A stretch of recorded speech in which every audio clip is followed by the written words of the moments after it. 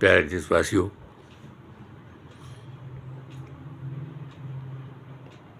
मुझे मालूम है, मेरी मैया ने मुझे बता दिया है कि फला दिन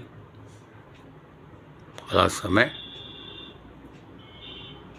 मुझे माँ के साथ चले जाना है। कहाँ जाना है वो मेरी मैया जाने हैं, जिनका मैं नौकर हूँ। लेकिन मैं मरते दम तक जन कल्याण करूँगा और करूँगा करूँगा करूँगा। देखिए, मैं आप सबको ये बताना चाहता हूँ कि आप लोग इधर से भागते क्यों हैं? क्या कभी आप परिवार में बैठ करके हमारे इन वीडियो को देखें और हम आपसे ये कहते हैं कि आप अपने आप से भागते क्यों हो?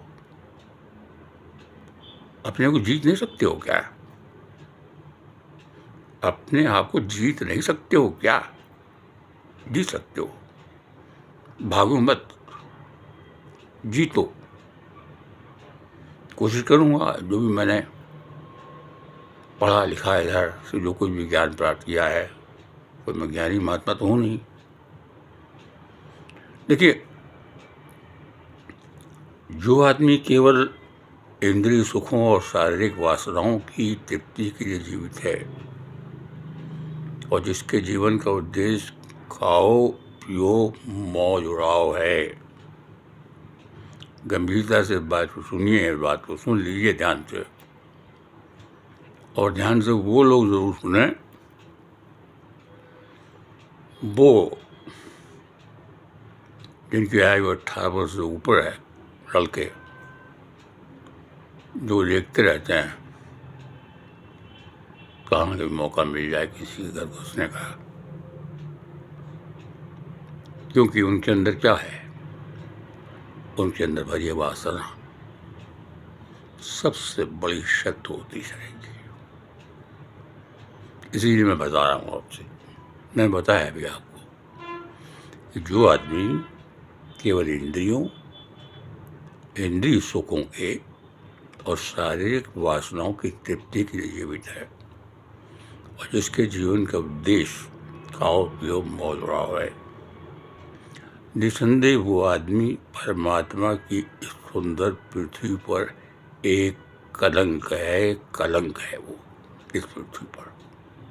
ये परमात्मा ने इस पृथ्वी उसको भेजा है तो एक कलंक है इस पृथ्वी पर, एक भार है वो, एक बोझ है वो, क्योंकि उसमें सभी परमात्मीय गुण होते हुए भी वो एक पशु के समान नीच वृत्तियों में फंसा हुआ है। जिस आदमी में ईश्वरीय अंश विद्यमान है वही अपने मुख में हमें अपने पति जीवन की दुख भरी गाथा सुनाता है। इस बात को तो आप मानते ही होंगे। वास्तव में आदर्श मनुष्य वही है तो समस्त पार्श्विक वृत्तियों तथा विषय वासनाओं को दूर रखता हुआ भी उनके ऊपर अपने बिल्कुल सही समझ से सुशक्त मन से राज करता है।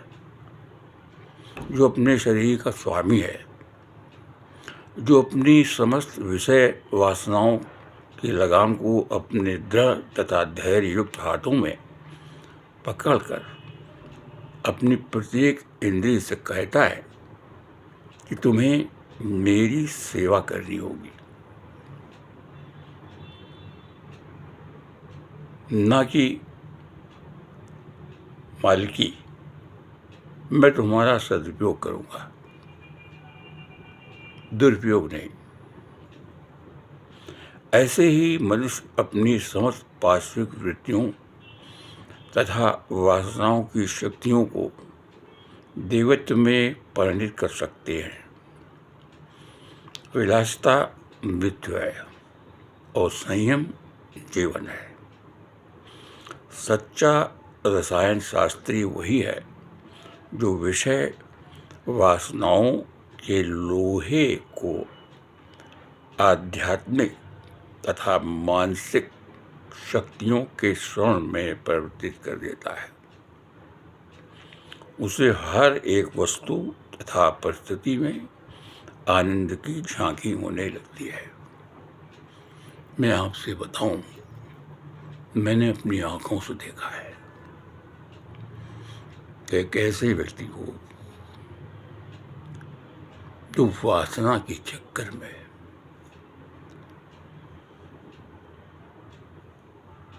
एक पशु के साथ संभोग करता है। अब आप सोच लीजिए कि उसकी मनोवृत्ति क्या हुई। केवल वासना, इसीलिए जीवन मिला है तुम्हें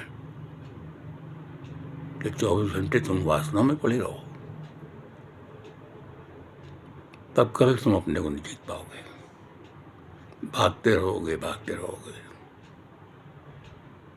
और एक बात और सुन लो, जो लोग जो कुकर्म करते हैं, जो लोग किसी भी स्त्री के साथ ऐसा काम करते हैं, गलत काम करते हैं, किसी के बसे बसाए घर को उजाड़ देते हैं अपनी गंदगी से, तो वो ये समझ लें कि उनका अंत बहुत बुरा होता है। और दूसरी बात, उन्हें ईश्वर बहुत लंबी उम्र देता है, बहुत लंबी उम्र देता है, और एक लंबे समय तक उन्हें इतना कष्ट देता है, इतना कष्ट देता है कि वो हर पल ये कहता है कि मुझे मर जाना चाहिए। भगवान से कहता रहता है कि मुझे मार दो मार दो, लेकिन भगवान कहते हैं कैसे मार दें, अभी तो तुमने केवल एक घर उजाड़ा है, अभी तो बहुत से घर बाकी हैं। तड़पो, छोड़ता नहीं है वो, पूरा हिसाब किताब करके ही ले आता है। याद रखो, भागो मत, अपने को जीतो, अपने को जीतो।